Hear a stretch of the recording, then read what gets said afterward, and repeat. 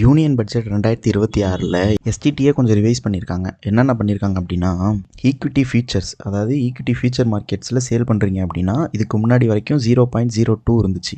ஆனால் இப்போ 0.05 இருக்குது. அது இது கொஞ்சம் ஏறி இருக்குது. எதில் ஏறி இருக்குன்னா ஈக்விட்டி ஃபியூச்சர் கான்ட்ராக்டில் ஏறி இருக்குது. அதில் நீங்கள் செல் பண்ணுறீங்க அப்படின்னா எஸ்டிடி 0.02 முன்னாடி இருந்திருக்கும், இப்போ 0.05 இருக்குது. இது ஈக்விட்டிக்கு மட்டும் கிடையாது, இண்டெக்ஸுக்கும். அதாவது நிஃப்டியை நீங்கள் ஃபியூச்சர் கான்ட்ராக்டில் செல் பண்ணுறீங்க அப்படின்னா அதுக்கும் இதுதான். ஈக்விட்டி அண்ட் இண்டெக்ஸ் ஆப்ஷன், அதாவது ஈக்விட்டியில் நீங்கள் ஆப்ஷன் செல் பண்ணாலும் சரி, இண்டெக்ஸில் ஆப்ஷன் செல் பண்ணாலும் சரி. இதுக்கு முன்னாடி வரைக்கும் 0.1 இருந்துச்சு, இப்போ 0.15 இருக்குது. இது போக ஆப்ஷன் எக்ஸசைஸ்னு ஒன்று இருக்குது. ஸோ இது கொஞ்சம் குழப்பமாக இருந்துச்சு அப்படின்னா உங்கள் எல்லாருக்குமே தெரிஞ்சிருக்கும், ஆப்ஷன் பையிங்க்கு மோஸ்ட்லி எஸ்டிடி இருக்காது.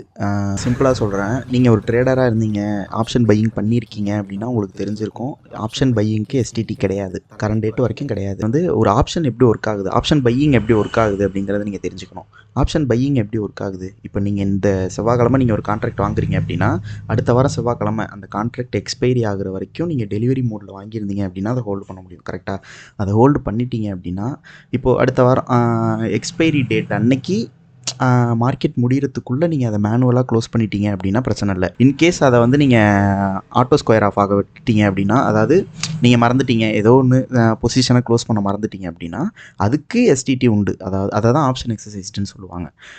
இன்கேஸ் அதை நீங்கள் மறந்துட்டு விட்டுட்டீங்க அப்படின்னா, அதுவாக ஆட்டோ ஸ்கொயர் ஆஃப் ஆனிச்சு அப்படின்னா அதுக்கு எஸ்டிடி வரும். அந்த எஸ்டிடி தான் இது.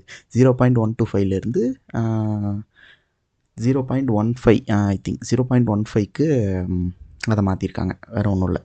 ஆப்ஷன் எக்ஸசைஸ்டுன்னா அதுக்கு மீனிங் இது தான். நான் வேணால் அந்த மீனிங்கையும் எடுத்து நான் உங்களுக்கு போடுறேன். ஸோ இந்த ஆப்ஷன் எக்ஸசைஸ்டை போட்டு குழப்பிக்காதீங்க, ஆப்ஷன் பையிங்க்கும் எஸ்டிடி இருக்கும் அப்படிங்கிறதெல்லாம் போட்டு நீங்கள் குழப்பிக்காதீங்க. ஸோ இதுதான் நான் சொல்லணும்னு நினச்சேன். தேங்க்ஸ் ஃபார் வாட்சிங். see you again. bye.